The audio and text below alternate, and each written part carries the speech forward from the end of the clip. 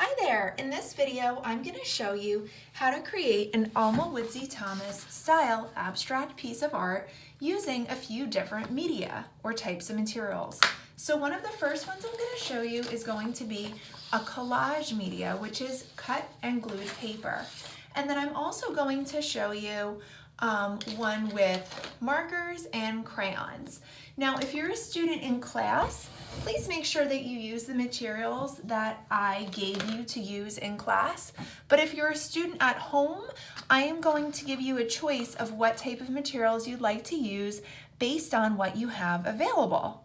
So first things first, if you are a younger student, like in kindergarten or first grade, if you are watching this, you're going to be making a circle with concentric rings to start with pencil. So you would do a circle and then draw larger circles as you work your way out. Those are going to be your guiding lines. If you are an older student, so if you're not in kindergarten or first grade, you are going to be choosing any subject that you want for this, and we're going to be titling these. The title is very important in an abstract piece. And you're going to draw a few simple lines that are going to help you guide some of the shapes to represent what your subject is. So I am going to make my piece called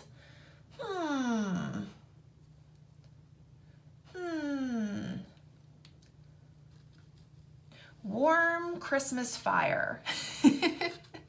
Okay, so I am going to have something that sort of represents, I guess, like part of a tree. And then the rest of the picture is going to be these sort of wavy lines that are going to represent sort of, I guess, like a fire in a fireplace. All right. So even though this is not what it really looks like in real life, this is going to just represent it. So the first thing I'm going to show you is collage. So I have a few different pieces of scrap paper here. You might have strips of paper. You might have paper, just scraps that you have at home. You can also use pages from magazines to get colors. You can color paper with crayons or paint. Those are all options. So if you want to do collage for this, this is what you're going to do. So you're going to take it. Now, Alma Woodsey Thomas had a very nice deckled edge in her pieces. Deckled means sort of a ripped edge. Although she painted it, she would leave a nice little rough edge there. Kind of almost looks like a look of bricks. And then you're going to pinch and rip them nice and small, about the size of your fingernail, okay?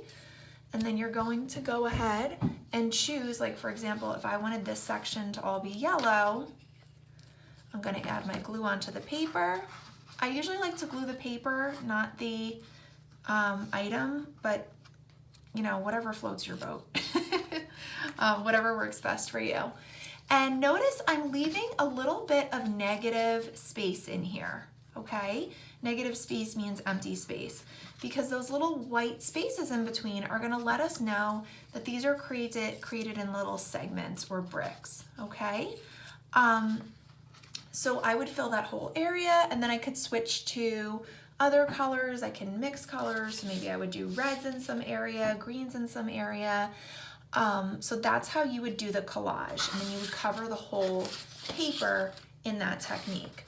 Now I'm going to show you some techniques for if you don't have collage materials available to you, like colored paper or glue. So you can use a marker.